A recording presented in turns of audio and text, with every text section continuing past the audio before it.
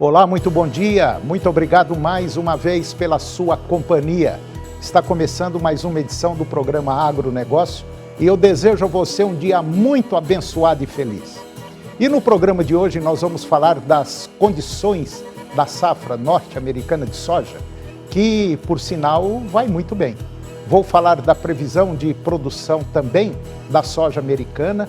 Você vai acompanhar a bateção de cabeça da equipe econômica e o mandatário do Brasil. Vou conversar com Rodrigo Cruz Costa Santos, gerente de marketing da Bimeda Brasil. E nós vamos falar de vermifugação em bovinos, que pode reduzir em até 50% os prejuízos causados por parasitas gastrointestinais nas fazendas. E vamos falar do mercado da carne bovina brasileira e também da produção de azeite de oliva lá no Rio Grande do Sul. O programa Agronegócio já está no ar.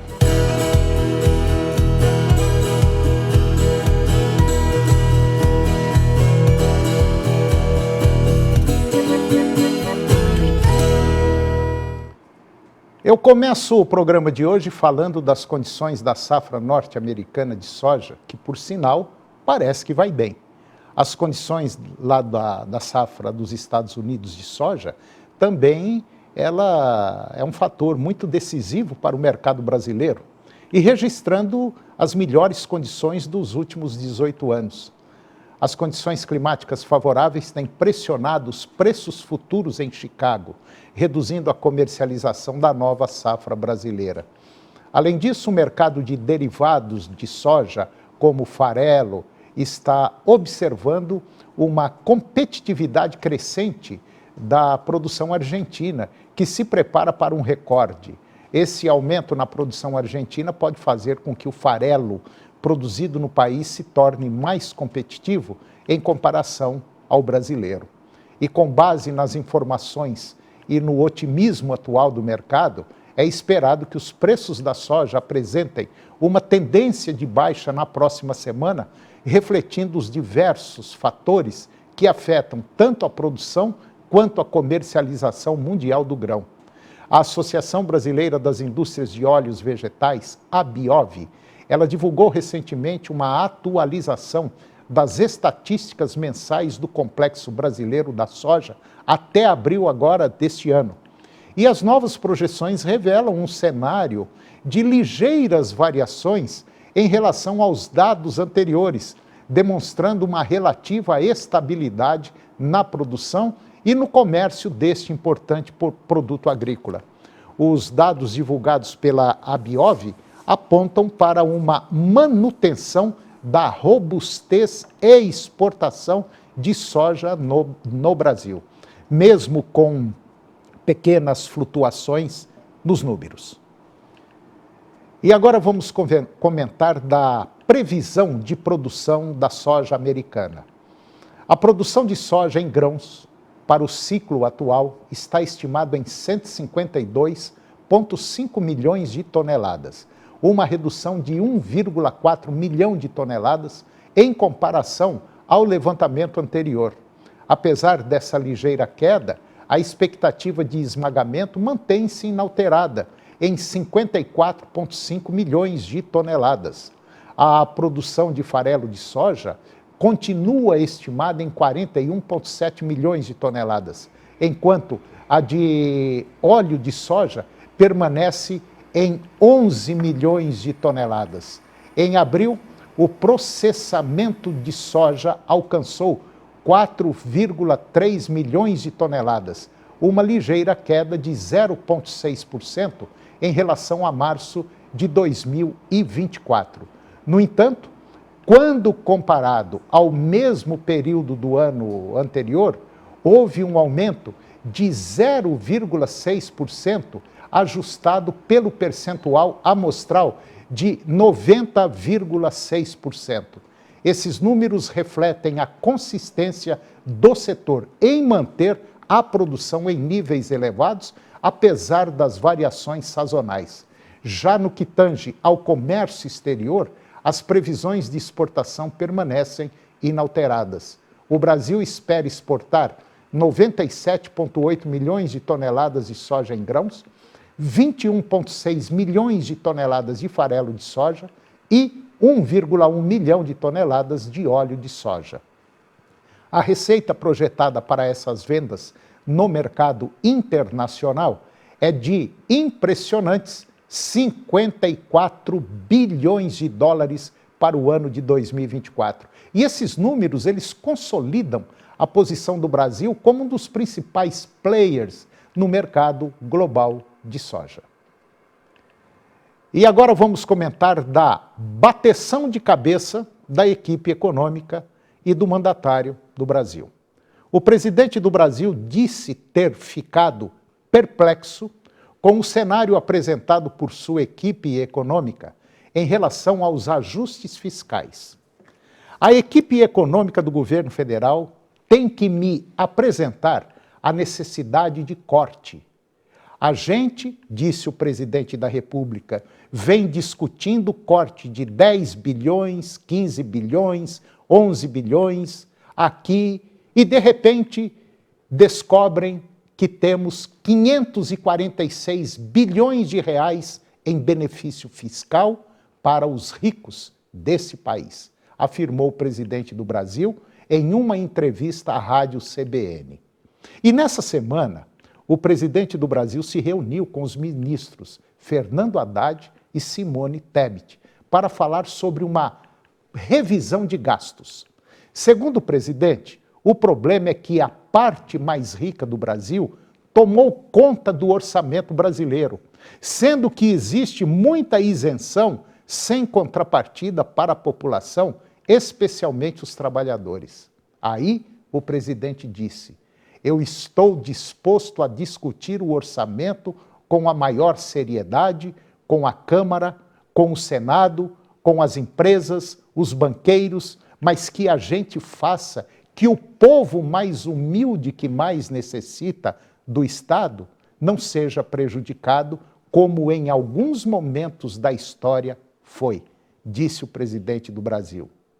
Ele voltou, o presidente do Brasil, voltou a criticar o Banco Central e o seu presidente, Roberto Campos. Segundo o presidente do Brasil, a atual taxa Selic está muito alta, a ponto de atrapalhar o investimento no setor produtivo, e que é preciso baixar os juros a um patamar compatível com a inflação. Só temos uma coisa desajustada neste país, é o comportamento do Banco Central, disse o presidente da República. Essa é uma coisa desajustada. O presidente do Banco Central tem lado político que trabalha para prejudicar o país, disse o presidente da República. Não tem explicação a taxa de juros estar como está, voltou a falar o presidente da República. Para quem não entende de economia, é muito simples criticar e resolver o problema. Derruba a taxa de juros para ver aonde vai parar o país. E agora vamos comentar do mercado da carne bovina brasileira. No mês de maio, a exportação total de carne bovina do Brasil registrou o segundo recorde, demonstrando o desenvolvimento do setor no mercado internacional. No entanto, embora o volume seja significativo, os preços da proteína seguem em queda. Considerando os produtos in natura e processados, os embarques alcançaram 274 mil toneladas no mês, com um aumento de 36% na comparação com o mesmo mês do ano passado. O número só perde as 282 mil toneladas exportadas em dezembro de 2023. E de acordo com a Associação Brasileira dos Frigoríficos, a Abrafrigo, no acumulado do ano até maio, as exportações totais alcançaram 1.198.000 toneladas contra 846 mil toneladas no mesmo período de 2023, com alta de 43%. Porém, a receita não cresceu na proporção.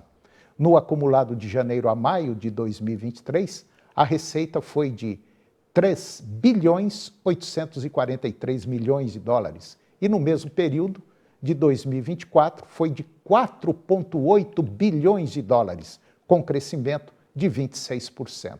Contudo, os preços seguem em queda de 4.802 dólares por tonelada no ano passado para 3.961 dólares agora em maio deste ano. A receita no último mês registrou 1 bilhão e 85 milhões de dólares, contra 964 milhões de dólares em maio do ano passado, com um aumento de somente 13% devido à queda nos preços. E de acordo com a Abrafrigo, apesar das exportações terem aumentado, a participação da China no volume e tem caído em função dos novos mercados abertos pelo Brasil, como Argélia, México e Turquia, no acumulado do ano até maio do ano passado, a China importou 381 mil toneladas, com receita de 1 bilhão 910 milhões de dólares. E no acumulado do ano 2024 até o mês de maio, as compras foram de 476 mil toneladas, uma alta de basicamente 25% e uma receita de 2 bilhões e 100 milhões de dólares, com acréscimo de 10,7%. Já o preço médio de 2023 ficou em 5.010 dólares por tonelada e caiu agora para 4.440 dólares neste ano. No último ano, as importações chinesas representavam 45,4% do total exportado pelo Brasil. E neste ano, o volume caiu para 39,7%. Ainda em maio de 2023, a China comprou 112 mil toneladas em maio deste ano, que foram 98,9 mil toneladas. E depois de intervalo, nós vamos comentar da produção de azeite de oliva lá no Rio Grande do Sul. E eu vou conversar com Rodrigo da Cruz Costa Santos, gerente de marketing da Bimeda Brasil. E nós vamos falar sobre manejo de vermifugação em bovinos, que pode reduzir em até 50% os prejuízos causados por parasitas gastrointestinais. Nós voltamos já, é um minuto só.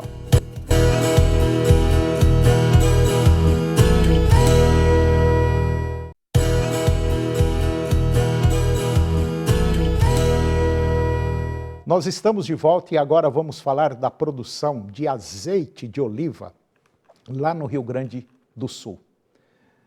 A produção de azeite de oliva naquele estado sofreu uma queda nesta safra, este ano, violentamente grande. Rio Grande do Sul produziu apenas 193 mil litros de azeite, comparado aos 580 mil litros da safra anterior, representando uma redução aí de 67%. E a principal causa apontada para essa diminuição foi o impacto das condições climáticas adversas que têm afetado a região desde o ano passado. E para o levantamento dos dados foram consultados 25 lugares em todo o estado. A área plantada com oliveiras no Rio Grande do Sul é de aproximadamente 6.500 hectares. E segundo dados do Instituto Brasileiro de Olivicultura, a IBRA Oliva, a produção ficou 73% abaixo das expectativas iniciais. A safra 23-24 enfrentou uma série de desafios climáticos. O ano passado, com uma seca severa nos 3 primeiros meses, seguida por um inverno com poucas horas de frio, na primavera, que é o período para a floração das oliveiras, tivemos um excesso de chuvas em setembro, comprometendo a floração. Em outubro, apesar de ser um mês relativamente normal, algumas áreas sofreram com geadas. Em novembro, chuvas intensas novamente afetaram a região, culminando em uma grande catástrofe climática em maio. E essa quebra na produção serve como um alerta socioambiental e necessita de uma preparação e adaptação às mudanças climáticas. A olivicultura pode contribuir significativamente não apenas com a produção de azeite, mas também na preservação de matas ciliares e no sequestro de carbono, além de permitir o consórcio com a ovinocultura. E agora eu vou conversar com Rodrigo da Cruz Costa Santos. ele é gerente de marketing da Bimeda Brasil. E nós vamos falar sobre manejo de vermifugação em bovinos, que pode reduzir em até 50% os prejuízos causados por parasitas gastrointestinais. Rodrigo da Cruz, muito bom dia, muito obrigado pela sua presença. É um prazer tê-lo aqui no nosso programa. Tudo bem, Rodrigo? Bom dia, tudo bem, Antônio? É um prazer poder participar do programa com vocês. Rodrigo, me fala um pouquinho da Bimeda. O que a Bimeda é? É uma multinacional? É uma empresa genuinamente brasileira? Onde é que ela se localiza? Atende todo o Brasil? Bom, Antônio, a Bimeda, ela é uma empresa multinacional, é uma empresa irlandesa, né? Nós temos mais de 60 anos de mercado. A Bimeda, ela possui estruturas hoje em mais de 8 países, né? Está espalhada aí no mundo inteiro. E ela chegou no Brasil em 2011, né? Ela adquiriu uma empresa nacional, que era a antiga Mogivet, onde ela iniciou o trabalho dela aqui no Brasil. Hoje a gente atende todo o Brasil, território nacional como um todo, né? Temos representantes e equipe técnica espalhada por todo o país.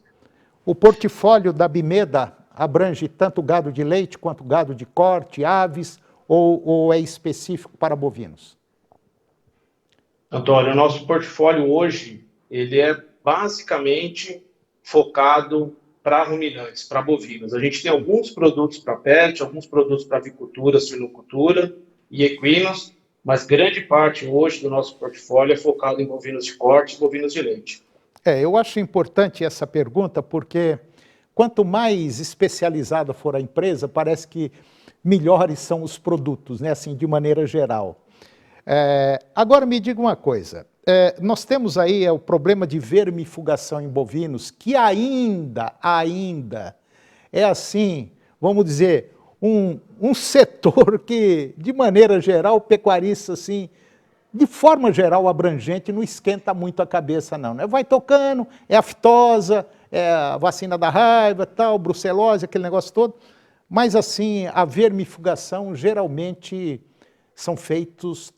é feita, talvez, por poucos produtores, né? Os mais profissionais. É verdade, Antônio. É um fato engraçado, né? Eu comparo muito a verminose na propriedade, como a gente, na casa da gente, a gente tem um cano vazando, né? A gente só percebe que aquele cano está com vazamento quando a gente começa a ver aquela água brotando ou um problema. A verminose no bovino é igualzinho. Quando a gente percebe os sintomas, é sinal que a verminose já está num nível muito alto. E como a gente é algo que está dentro do animal e o produtor não vê, ele acaba se preocupando mais com os parasitas que ele enxerga. Ele se preocupa com o carrapato, com a mosquinha, né, com a mosca do chifre, ele vê um berne, uma bicheira, ele acaba se preocupando com o que ele consegue ver na propriedade e ele esquece daquilo que ele não vê. E tem um estudo muito interessante, Antônio, do professor Laerte Guise, que ele fala assim, ele mensurou qual que é o impacto, né, dessas parasitoses no Brasil.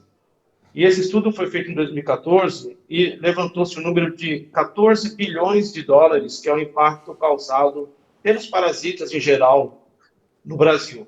Metade desse prejuízo é causado pelos parasitas internos, pelos nematóides, né, pelos vermes intestinais dos bovinos. A outra metade é carrapato, mosca do chifre, verme, a mosca do estábulo, que hoje é um problema sério em algumas regiões, e a bicheira. Então, assim, o produtor ele acaba ficando atento com o que ele enxerga e ele esquece de tratar o que dá o maior prejuízo para ele, né, que são os parasitas internos dos bovinos.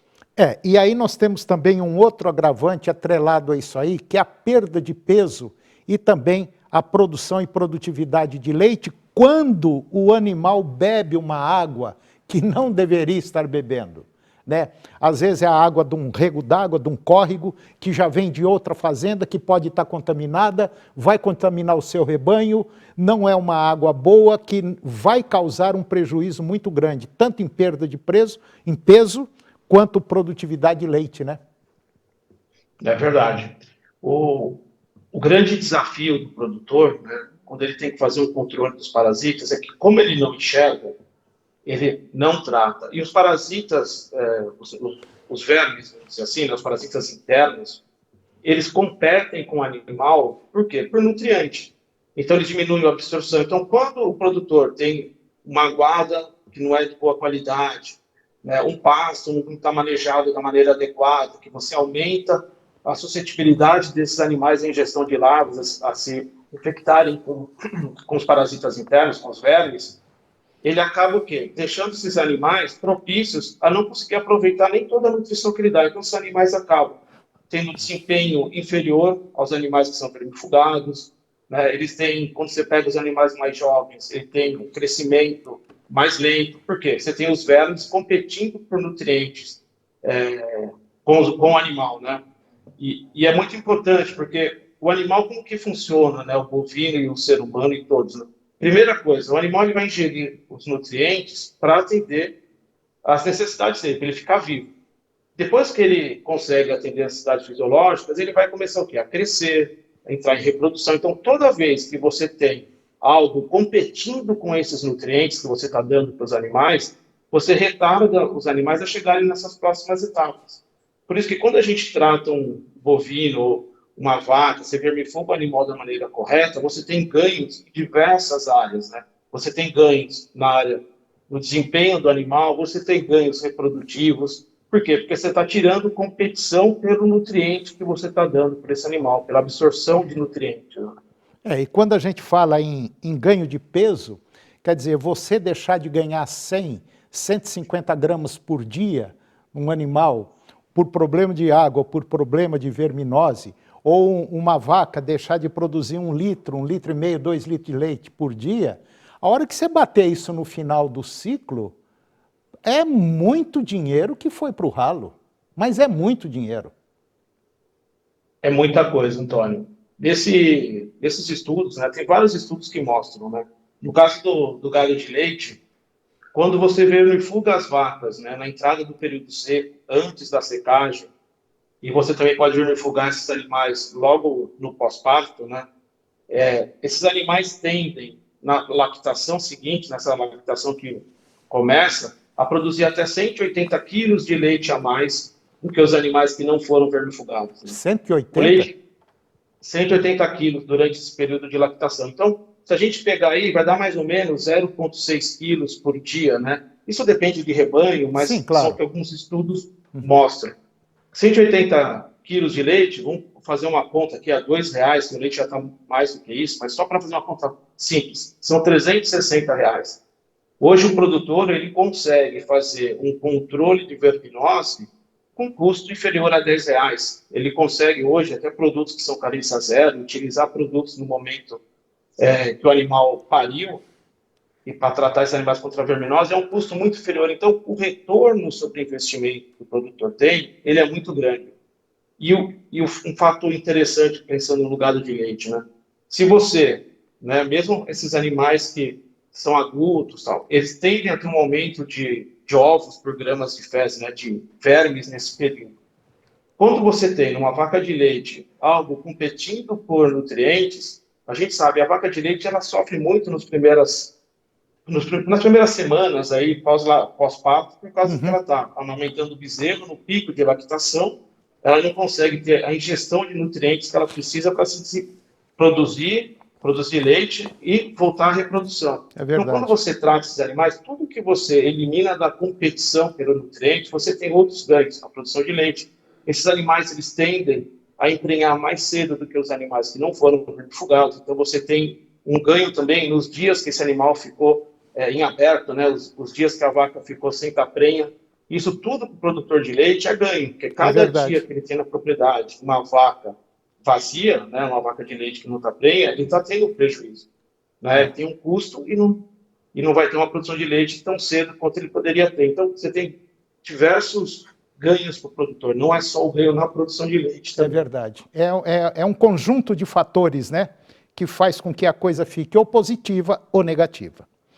Bom, eu conversei com Rodrigo da Cruz Costa Santos, ele é gerente de marketing da Bimeda Brasil, uma multinacional irlandesa, vamos dizer assim, de maneira geral, especialista, mais na área de ruminantes. É uma empresa que já está no Brasil há muito tempo e que vem fazendo um belo de um trabalho. Rodrigo, Eu agradeço a sua presença aqui no nosso programa e eu sei que vocês têm muitos temas importantes que a gente poderia colocar aqui no nosso programa e eu quero trazê-lo mais vezes aqui para a gente poder levar essas informações para o nosso público. Muito obrigado e até a próxima.